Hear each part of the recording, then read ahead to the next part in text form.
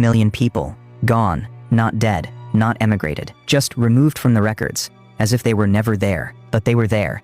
And someone went to extraordinary lengths to make sure you'd never know about them. It was February 2019.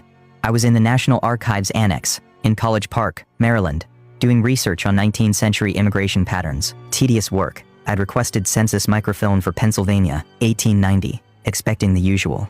Families, occupations, ages. The reading room was quiet.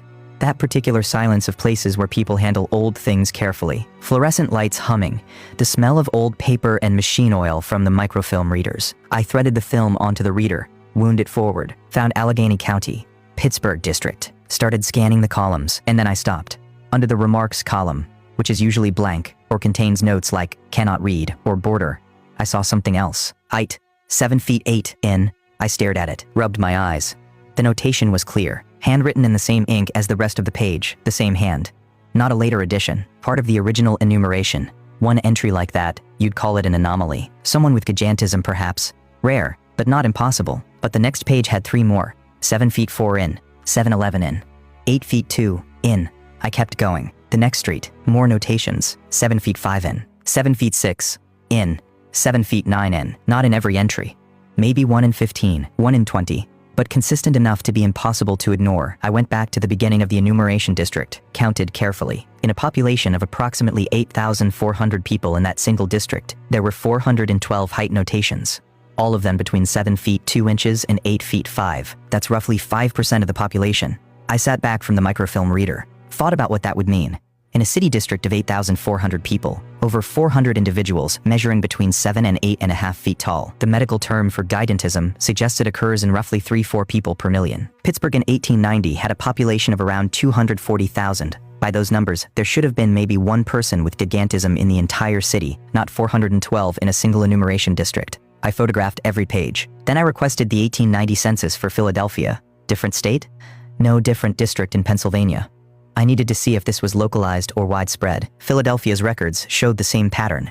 Height notations scattered through the pages. 7 feet 7 in, 7'10" in, 8 feet 1. In the Northern Liberties District alone, 387 notations across a population of 9,200. I requested New York, Boston, Baltimore. The pattern held. In every major city in the northeastern United States, the 1890 census contained these height notations, thousands of them. Always in the same range. Always in roughly the same proportion, between 4 and 6% of the enumerated population. Then I requested the 1900 census. The height column was gone. Let me show you what I found in Chicago's records before they vanished. The 1889 Chicago City Directory, not the federal census, but the local directory compiled by private firms, contains something extraordinary. Under height notations for special census supplement, there's a section I nearly missed. 37 pages of names, addresses, and measurements. The directory is available at the Chicago History Museum. I visited in March 2019. The reading room overlooks Lincoln Park. Outside, it was snowing lightly. Inside, the air was dry and still. I requested the 1889 directory. The librarian brought it to me on a cart, already wearing gloves. Heavy one, she said. It was, bound in green buckram, spine reinforced with leather. When I opened it, the pages crackled slightly. That particular sound of paper that's been sitting undisturbed for over a century. I found the supplement section, and I started reading. Abrahamson, Nils, 247 W Division, St. Carpenter, height, 7 feet 6 in. Alexandrov, Dmitri, 89 South Halsted Street laborer, height, 7 feet 9 in.